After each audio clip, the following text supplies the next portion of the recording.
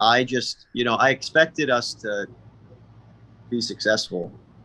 I did not expect it in 3 months to get to where it got.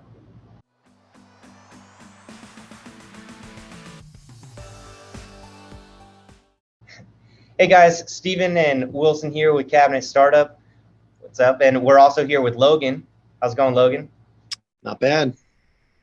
Well, Logan is a part of ATX Cabinet Refinishing, and he's become a partner with us where we help them from the. Did I say that wrong? No, that's right. Oh, I thought you corrected me. All right, we'll start over. No, it's fine. It's no more natural. Oh, keep going. All right.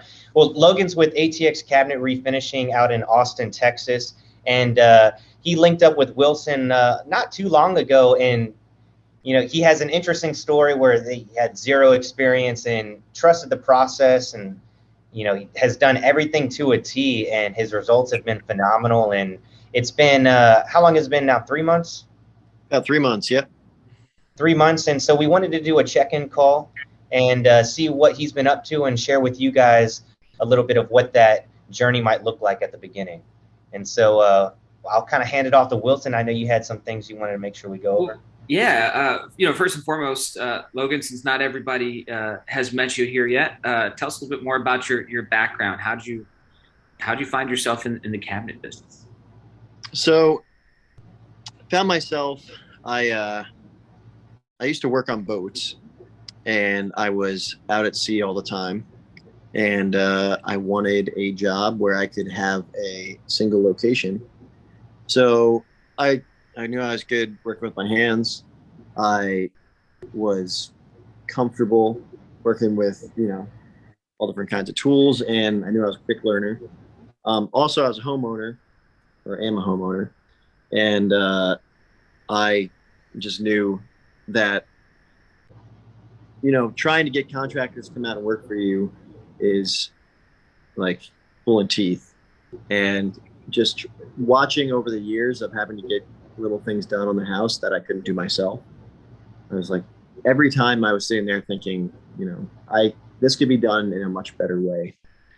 And knowing that, I, you know, friends with Wilson, met Wilson, and we were building a bed for our friend. And Wilson started talking to me a little bit about cabinet startup and the process and how they started a bunch of cabinet shops and they've all been pretty successful. Started talking to me a little bit about it, planted the seed in my head, and I started thinking about it. And next thing you know, I kind of just jumped in with 2 feet, and we got things rolling. And 3 months into actually doing jobs and running the business, and we're crushing it. That's awesome. So you kind of saw what Wilson was doing with Cabinet Startup already. You guys had known each other, and you spoke with him about potential opportunities to get back on the mainland, and Right. And that's when he talked about kind of the cabinet startup process, and of course you trusted Wilson, and so you just follow the process, and then now here we are. And Yeah, Right. maybe, it's kind of yeah, funny. I don't think any of those guys, we work out in the mornings together, but we didn't Mm-hmm. talk much shop. And so me and Logan ended up doing a lot of the heavy lifting on building this bed and the platform and attaching it to the wall. And Mm-hmm. I was like, yeah, you're pretty good with your hands, man. You should if you've already got a knack for it, like we could definitely do some cool stuff together. So I think knowing me personally definitely helps. But I'm curious. So when we first started talking about it, obviously you got to think through it. What would you say was your biggest concern before starting? Because the reality is, even if you know me personally, like starting a business can be a big deal for a lot of people. For sure. For sure. I think, the biggest concern for me was probably like, I've got a secure job going through my mind at the time. I've got a secure job. I know what money I'm bringing in right now. I'm comfortable with that money that I'm bringing in. I know life could be better. I know I could be making more money, but I'm comfortable right now, and taking that risk was, for sure it was a risk. But I also was sure that, after talking a bit and hearing more about the process, hearing about, how successful all these different people were going through this program, I just knew that we were going to crush it. So while there was recognition of, like, yes, I'm leaving something that is steady and sure to something that I have to make happen on my own. I just trusted myself in the process to be able to make that happen. What do you think it was that made you want to take that jump? Because a lot of people are like, they get stuck in that comfort. What made you decide that you wanted to do something different than stay where you were? I think just, wanting to be able to kind of set up a home base. So I was gone, like I said, I was on the road all the time, or in at sea and out on lakes and all over the place mapping. And I just wanted to be able to,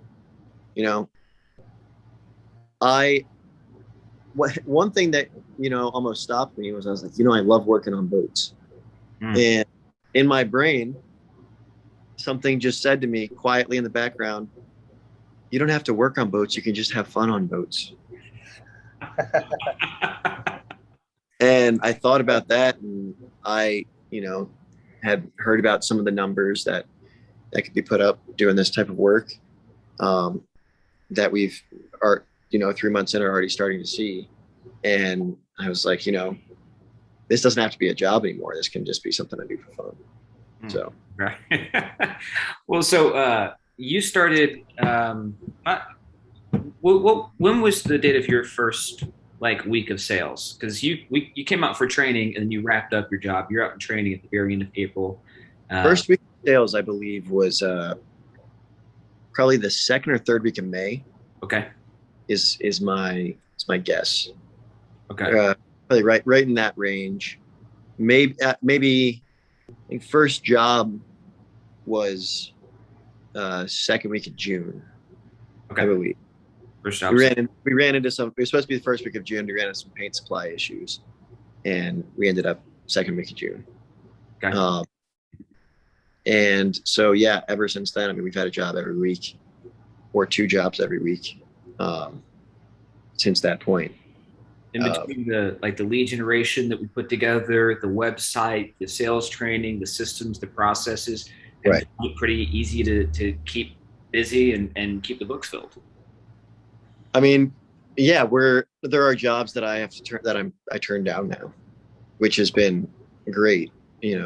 There at the beginning you feel like you got to take every job, but after just a couple months, if you can tell, like, oh, this is a job that's it'd be way too much of a headache, or they're really nitpicking on the price, and I don't have to feel like I got to beg for that job. I mean, it's my phone doesn't stop ringing.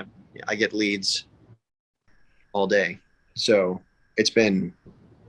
I mean, Austin's an awesome market too. Yeah, it is. I feel very lucky to have gotten in here. Yeah, Texas has been great. There's a lot of really good markets like that around the country. Oh, yeah. For sure. It's these metro areas where people are moving to. Right. Well, being able to get here definitely helps. What would you say has been the biggest challenge for you so far? I think one of the biggest challenges so far, I think, is, sometimes just logistics. There have been weeks where we've run into paint issues, trying to work with Sherwin-Williams and other people. So having to figure out, all right, I need to have multiple backups that I can be going to, right, that are going to be reliable. And we now have those. I know I can get paint in 4 or 5 days rather than the 3 weeks that I get quoted with Sherwin-Williams down here. Okay. So starting out, that was a huge struggle. And there's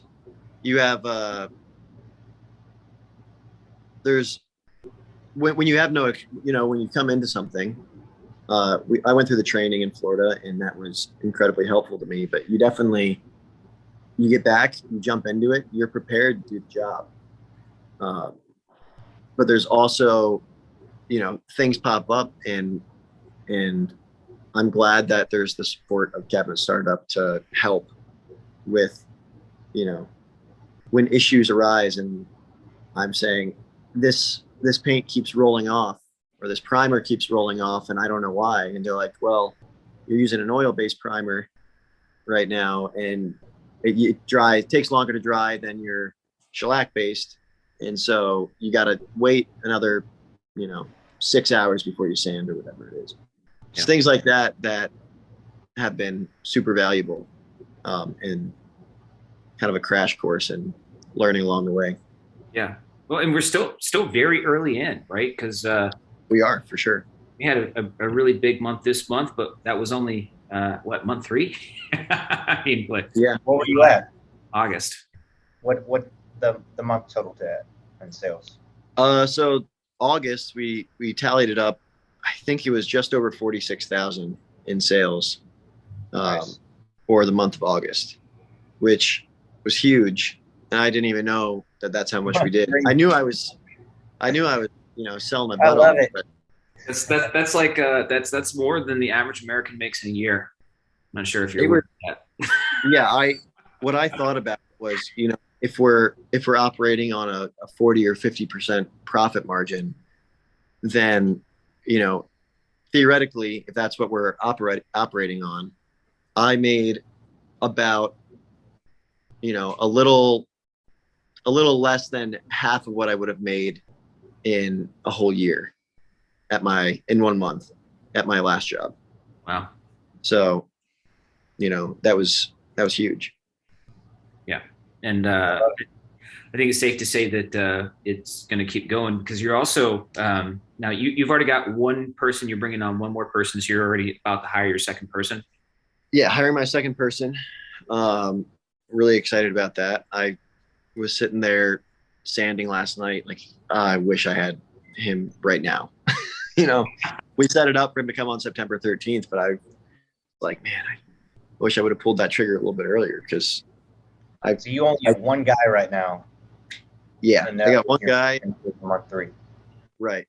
I got one guy that I'm working with, who works for me, and I'm bringing on a second on September 13th. So in, a little over a week. That's fantastic. Yeah.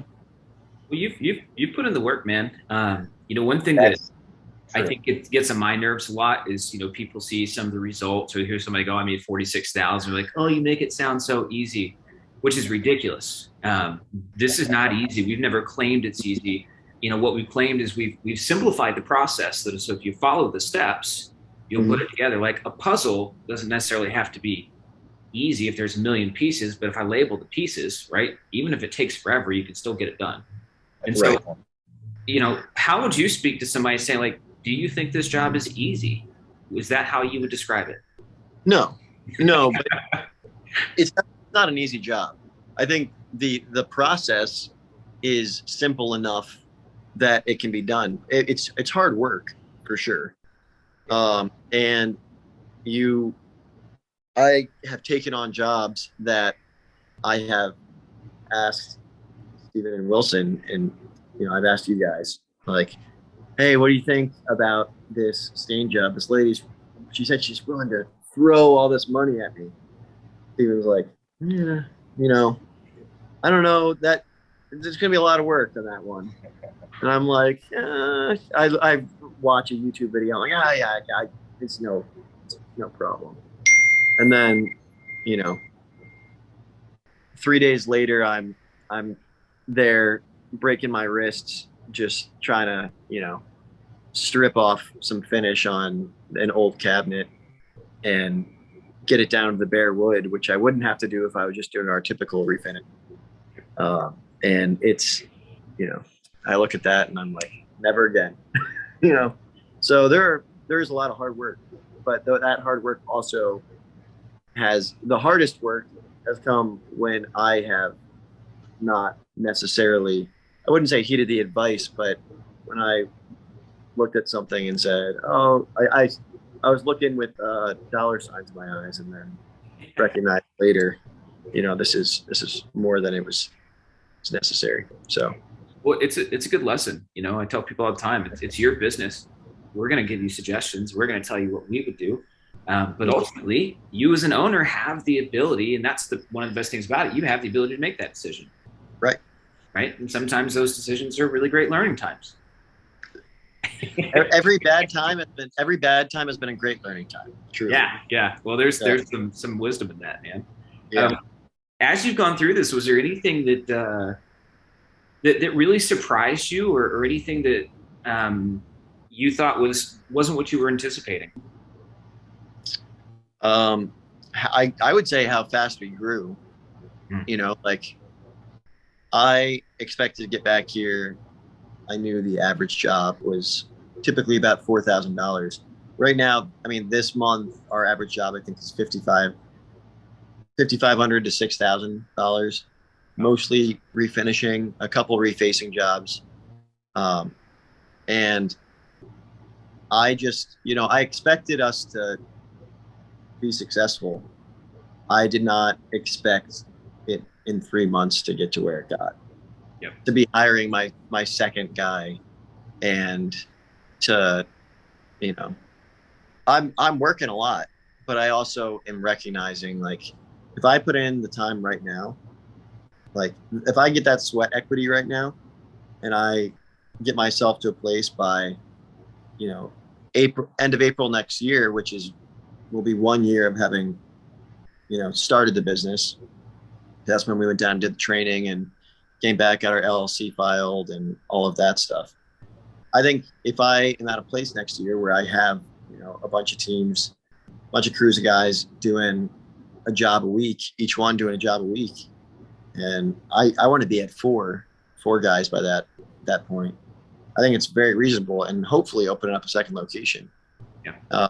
But putting in that sweat equity and recognizing, like, damn, like this, what I did not expect was how rapid this thing could blow up in a great way. Yeah. Well, amazing thing happens when you put in the effort, man, and it's nobody on this side gets to see all the hours that you've put in. They don't get to see all the hard work. Obviously, right.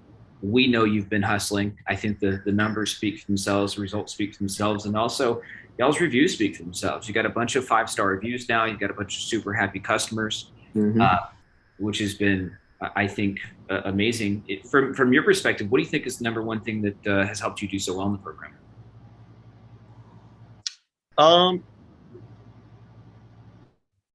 I think, I hired a great guy off the bat. Yeah. So, my first guy he's been awesome. Duncan, he's been, incredible. All the homeowners love him. He's mentioned in almost every review. Yep. They've talked about adopting him, like in our reviews. Like they love Duncan, and he's just slow, methodical, and beautiful results. I think that was huge. I think the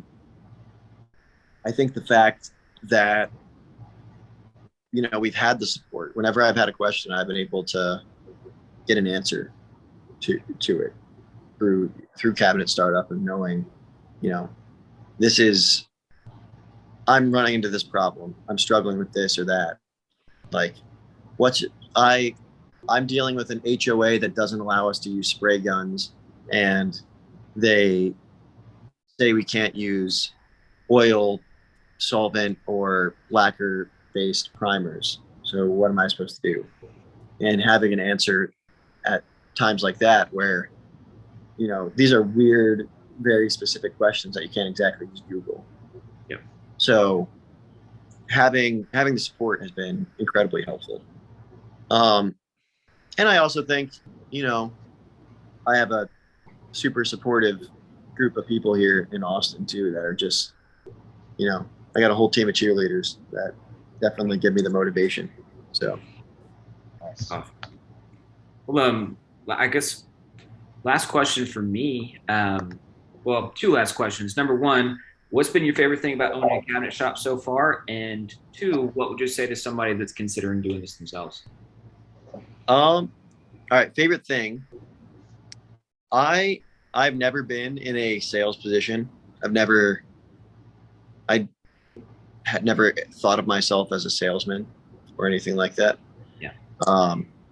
But I love going to a little old lady's house and looking at her old cabinets and talking to her and, projecting this vision into her mind of what her cabinet's going to look like. And we're going to produce and give to her. And, just watching their little hearts melt. And it cracks me up. And I love it. I love that. I love, seeing how excited people get about their finished product, seeing how excited people get before we even start the job. Yeah. And one of the nice things about this isn't really it's not a job that I'm having to like cold call people and, hey, do you have old cabinets? Do you want to get your cabinets refinished? It's people who are actively like, hey, my cabinets suck and I want to get them redone. Could you, I want someone to come out and do them. I get a message on my phone that says, hey, this person hates their cabinets. They want to get them fixed up and they want to make them beautiful and they don't want to buy new cabinets. So you're the guy, give them a call. And I call them up, within 15 minutes after I get that message, and they pick up the phone and they are almost always, I shouldn't say always, but almost always very excited to sit there and talk to me about their cabinets and all the things they don't like about their cabinets and why they want to switch things up. And usually by the time I'm off the phone with them, they are wanting to set up an appointment with me. They want to get me out to the house. If I can give them an estimate, I try to give them an estimate that same day. And if I can give them an estimate that same day, they're almost always setting up an appointment as long as we're within their budget. And once we get to the house, I mean, it's all she wrote. If I can get to that house and we're within budget, I very rarely have we run into people not wanting to work with us, especially after seeing our pictures, seeing the samples that we bring to the house and say, hey, feel your cabinets right now. And then they feel their cabinets. And then I give them our sample. I'm like, feel this. This is what your cabinet's going to feel like. Exactly. And when they feel that, it's like, oh, wow. They're actually taken aback by what their cabinets are going to be like. Oh, yeah. So that's awesome. Yeah. Would you say some of those results are from, the sales process itself? Your charisma and, your likability is obviously a huge factor as well. But, do you have any thoughts on kind of the sales training that you were given or kind of the process that, you take these customers through? Oh, yeah. I mean, like I said, I went into this without ever having had a sales job or thought of myself as a salesperson at all. But Right. It's a simple process of, we walk up. I ask them, hey, you want me to take my shoes off before I go in? I also ask if we're in coronavirus right now, I ask them if they want me to wear a mask. And right now, since they're kind of surging, half the time they do, half the time they don't really care. Yeah. But I ask them, hey, you want to take my shoes off?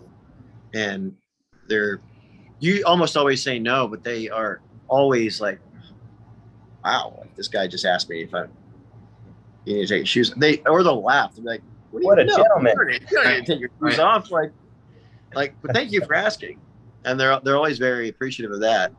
Starts off our interaction really, really, really well. And Right. then going into the house, not just starting talking about cabinets right away, but, talking a little bit.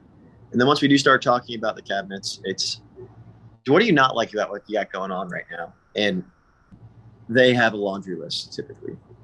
Yep. And once you hear all those things, you are the person there to fix all their problems.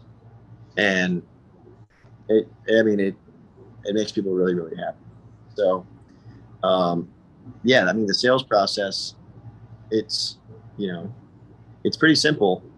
And if you follow the sales process, you get the results. So that's just the reality of the situation. Yeah. I like to think we've tried to make all of our training like that, right? It's like, Absolutely. some people get excited about how big a training is. I'm like, man, I want to know what's the shortest, sweetest thing that's going to get me the best quality. Like, I'm not trying to spend 10 years to learn something I can learn in 10 days. Yeah, give me the meat and potatoes. Exactly. Yeah. So, yeah, and that's exactly it. Is, you know, we were given, this is what you got to do. If you do this, and you do it with authenticity, you're going to go in there, and I think that's another big part of it. Like, I've been looking at the sales as, I'm a problem solver for these people. I'm here to fix these people's problem. They have a problem and I have a solution, and I'm here to help them fix that problem. And going in with that, rather than feeling like, a slimy salesman in some way, you can feel really good about the work that you're doing too. Yep. And I do. I feel really, really good about the work I do. That's awesome, man. I knew you would. Yeah. Yeah. I mean, it's been a blast watching you. It's one of those things, for me, since we were friends before this, it's always if you bring somebody into a business like this and they flop and they gave up their job, and then they fail, like, that sucks, right? That can ruin friendships. For sure. So, it's kind of fun because it was a great chance. It's like, put your money where your mouth is, Right. It's like, I'd never sell somebody something I wouldn't sell to my grandma. And I would happily sell this to my grandma if I thought she could handle the labor. Right. It's a great work. She might be a good salesperson though. Maybe I should talk to her. Mm-hmm. Well, man, what would you say to somebody that's considering doing it? I would say, if you are willing to put in the work, like, you got to know, starting out, there's a lot of hours that go into it. If you want it to grow as fast as we've grown, I definitely, I'm here on Saturdays, sanding doors sometimes, or I'm taking sales calls, when I'm on my way home from the shop, or on the way home from,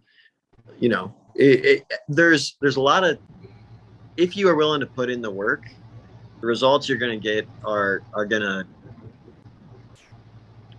they're going to shock you. I mean, that's, I was shocked the other day when I did the numbers and read $46,000 3 months into working for 1 month of sales. And I knew I worked hard, but it was not like, it wasn't difficult. I worked hard, but it really, like, I enjoyed it the whole way. So, and if you are, I've had fun doing this the whole time. I really have. And it's it's a fun adventure. Oh yeah, man. Well, the adventure's just starting. So a long way to go. We'll do another check-in in, I don't know, 3 months. Obviously, we'll see you next week. But we'll do another check-in in 3 months, and we can follow the story. For sure. I can say, for me personally, super proud of how hard you worked. And I think I speak for both of us, say it's a pleasure to work with you, because a lot of people, I think one of the big things is sometimes people come in and they see me and then they see Steven, and Steven looks younger than me. But people come in with these ideas about what they think they know about business and what they don't know about business. Mm-hmm. Not everybody's willing to be coachable. And one thing I can say is, we're like, hey, go do this, and you do it. You don't hem and haw, you don't complain, you just go do it, and it makes it really easy for you and really, really smooth for us. And so it's been a pleasure. It's been an absolute pleasure. For sure. Awesome. Yeah. Well, I'm excited to. I'll talk to you next week, but I'm excited to update everybody, in 3 more months. Hopefully we have not just this guy we're bringing on next week, but a whole nother crew after that. Oh yeah. Rinse, wash, and repeat. Yep. Awesome. Definitely. All right. Thanks, everybody. Definitely. Talk to you guys soon.